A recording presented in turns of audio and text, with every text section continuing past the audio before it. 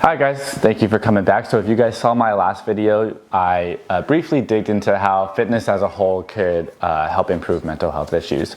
But today I'm going to dig a little bit deeper onto how physical activity specifically can help with any sort of inner problems you may have. From what I found is that when I was going through what I was going through and I was depressed, I didn't feel good about myself. Every morning and every night when I would wake up and go to sleep, I constantly felt anxious. I think I was suppressing what I was feeling for so long and not facing the root problem that nothing would make me feel better. And going to therapy helped me, understand what really is the problem in my life and how to fix it. But I also don't want to discredit what physical activity did for me. So at the time, I think, or at least how I feel, is that physical activity is an outlet. Physical activity is something for you to be productive with and be constructive with and be creative with, and doing those kind of things with something when you're not feeling the best about yourself or not feeling good can give you something to look forward to. When I was going through what I was going through, me being a small guy naturally already as I am, I lost about 15 to 20 pounds on top of that. So you could imagine for me, I was just tripping. I was so skinny, I wasn't gaining weight, I couldn't eat. I would try to force myself to eat and I couldn't, and nothing would happen. I didn't know why. Like I said, now I know because I never faced the root problem, but at the time I did not know what was happening. I think in my head, being able to look forward to, okay, at least I can go to the gym and get a couple reps in or do something or do this. I think that it helped ease my mind a little bit, because inside I was just worried that I was never going to gain my weight back. I was losing my muscle. Not that I was obsessing over how I looked or the muscle I had, but it's just, when you work out, you hold yourself to a certain standard. So being able to work out and be physical and do all that, gave me something to look forward to. Again, scientifically, you can't say that exercising doesn't help you, because it's been proven to raise endorphins inside your brain, which is technically like the feel-good hormones, which are gonna make you feel good. Now, like I said, if that's not working for you like it wasn't for me, you need to assess a deeper rooted problem. I could go to a gym, and even though I was looking forward to it, I still feel like there was something missing or something that I hadn't addressed. Now, at the same time, even though physical activity can be helpful for you, too much physical activity could be detrimental for your mental health. If you are obsessing over something because you think that it's going to help you, like I said, you're missing the root problem. So spending 2-3 hours in the gym every day because you think it's going to help you not be depressed or anxious or stressed or whatever the case may be, there's probably a deeper rooted problem that you need to work on. And that's okay. We all have problems like that, and there's no shame in addressing a problem or going to therapy and speaking with someone about it.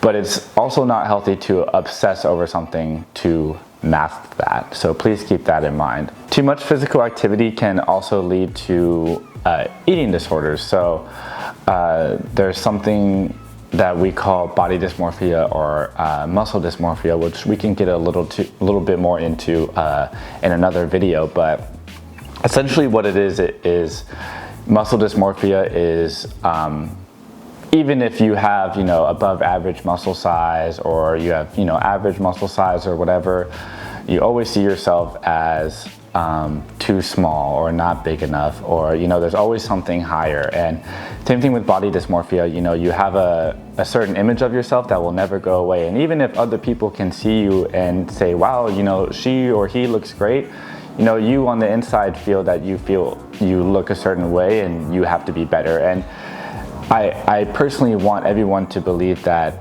no matter what they look like or whatever they do, they're beautiful. Now, I'm not saying don't work out, because I think everyone needs to work out to be healthy, but I want everyone to feel good about themselves at the same time. Anyway, back to my point.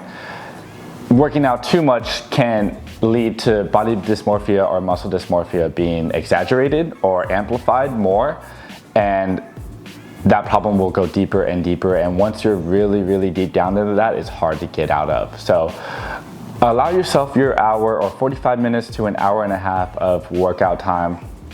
Don't obsess over it. Understand and appreciate the effort that you are putting into what you're doing.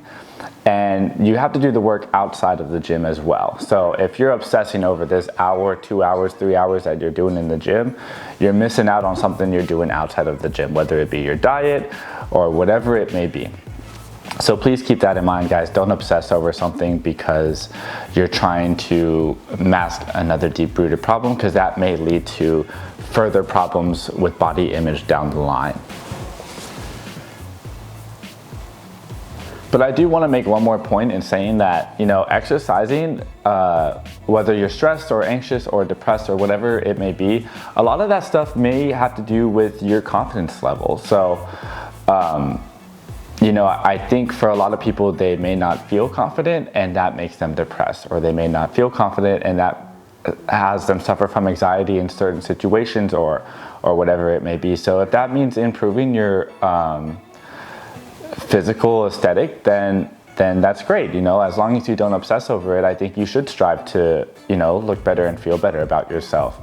You know, going to the gym a few times a week, not only will it hormonally make you feel better, but at the same time, it will physically make you look better. And like I said, it has to be paired with things outside of the gym, but you know, confidence is a big thing with those mental health issues. So for me personally, you know, as I started losing weight, my confidence went more and more down. So I knew I wasn't feeling or looking as good as I normally would, and it just made me feel worse about myself. You know, there's nothing better than going to the gym and getting your pump on or doing whatever you're doing, and then looking in the mirror and noticing some sort of slight difference, or notice something popping out like that wasn't there before. And I think that works wonders for people, and people who don't normally work out that may be watching this are discrediting what seeing one small difference in a picture or in a mirror can really do for you.